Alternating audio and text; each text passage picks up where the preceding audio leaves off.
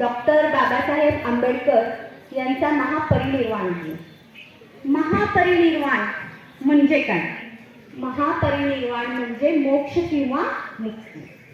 Doctor Babasaheb Ambedkar जेव्हा आयुष्याच्या अंतिम टप्प्यात होते त्यावेळेस त्यांनी बौद्ध धर्म स्वीकार केला होता. त्यामुळं त्यांच्या निधनाच्या दिवसाला महापरिनिर्वाण दिन असे म्हटले जाते. आता डॉक्टर बाबासाहेब आंबेडकरांची आज महापरिनिर्वाण दिनानिमित्त प्रत्येक विद्यार्थ्यांनी खूप सारी तुम्हाला माहिती दिली, त्यांचे कार्य सांगितले, त्यांच्या मध्ये शिक्षणाचं जे महत्त्व होतं, ज्ञानाचं महत्त्व होतं तुम्हाला सर्वांनी सांगितलं. आता तुम्ही काय आहात? तुम्ही विद्यार्थी दशेत आहात.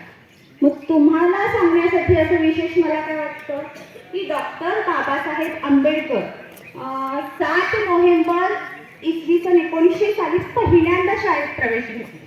एक विद्यार्थी म्हणून त्यांनी 7 नोव्हेंबरला शाळेत प्रवेश घेतला होता. आणि त्यावेळेसची परिस्थिती खूप विचित्र होती. समाजामध्ये खूप भेदभाव चालायचा, असमानता होती आणि त्यामुळे त्यांना वर्गाच्या बाहेर बसून शिक्षण घ्यावं लागत होतं. त्यांना वर्गामध्ये प्रवेश नव्हता आणि अशा परिस्थितीत त्यांना खूप अडचणींना तोंड द्यावं लागलं. मग त्यावेळेस अशा वेळेस एकदा त्यांनी त्यांच्या वडिलांना विचारलं की मला इतका त्रास का सहन करावा लागतो, माझ्यावर इतका अन्याय का होतोय? मग त्यावेळेस डॉक्टर बाबासाहेबांच्या वडिलांनी त्यांना सांगितलं की हेच आहे, समाजामध्ये जी असमानता आहे, हा जो भेदभाव आहे, हाच तुला समूळ नष्ट करायचा आहे आणि तो जर नष्ट करायचा असेल तर तुला शिक्षण घेणं खूप गरजेचं आहे. तू शिक्षण घेतलास तरच हे सगळं काही नष्ट करण्यासाठी त्याला मदत होईल असं डॉक्टर बाबासाहेबांच्या आंबेडकरांच्या वडिलांनी त्यांना सांगितलं. मग तेव्हापासून डॉक्टर बाबासाहेब आंबेडकर शिक्षणामध्ये प्रचंड हुशार होते. त्यांनी अशा हालाकीच्या परिस्थितीवर मात करून खूप उच्च शिक्षण घेतलं. जवळपास जगातील विविध विद्यापीठांमधून त्यांनी 32 डिग्र्या मिळवल्या. 9 भाषा ते उत्तम बोलू शकत होते, 9 भाषांचे उत्तम जाणकार असे होते. ज्ञान ही खूप मोठी शक्ती आहे असं त्यांचं स्वतःचं मत होतं. त्यांनी आपल्याला एक वचन सांगितलं, एक प्रेरणा दिली, काय की शिक्षण हे वाघिणीचं दूध आहे आणि हे दूध जो प्राशन करेल तो गुरगुरल्याशिवाय राहणार नाही.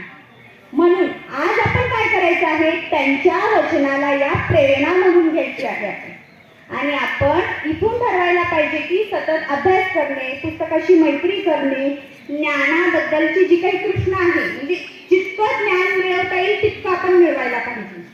डॉक्टर बाबासाहेब आंबेडकर काय म्हणत होते, ज्ञानामुळे सन्मान मिळतो. सन्मान जर पाहिजे असेल तर आपण शिक्षण घेतलं पाहिजे. गरिबी किंवा जात हे आपलं भविष्य ठरवत नाही. आपलं भविष्य जर आपल्याला उज्ज्वल करायचं असेल तर आपण शिक्षण घेणं गरजेचं आहे. आपल्यामध्ये जी कष्ट करण्याची कुवत आहे ती वाढवली पाहिजे. मग आपल्याला या समाजात सन्मान वाढणार आहे आणि आपलं भविष्य उज्ज्वल घडणार आहे. आणि याच शिक्षणाच्या जोरावर, ज्ञानाच्या जोरावर त्यांनी जगातील सर्वश्रेष्ठाचं संविधान लिहिलं. या संविधानातून आपल्याला न्याय, स्वातंत्र्य, समता, बंधुता ही अनमोल तत्व दिली. त्यामुळे आज समाजामध्ये आपण सर्व स्तरातील नागरिक, स्त्री, पुरुष सगळेजण एक समान पद्धतीने राहतो. त्या काळासारखा अन्याय आपल्यावर आता होत आहे का? नाही. आपण जे काही आता समानतेने जगतोय हे सर्व काही आपल्या या संविधानामुळे होत आहे आणि हे संविधान डॉक्टर बाबासाहेब आंबेडकरांनी त्यांच्या शिक्षणाच्या, ज्ञानाच्या जोरावरच लिहिलेलं आहे. आजच्या दिवसाला आपण महापरिनिर्वाण दिन हे संबोधताना एक गोष्टीचा संकल्प केला पाहिजे की आपण त्यांनी दिलेला आपल्याला जो मार्ग दाखवलेला आहे त्या मार्गावर चालण्याचा संकल्प करायचा आहे. त्यांनी केलेल्या कार्याचं कौतुक करायचं आहे, कृतज्ञता मानायची आहे, त्यांनी केलेल्या कार्याचा सन्मान करायचा आहे.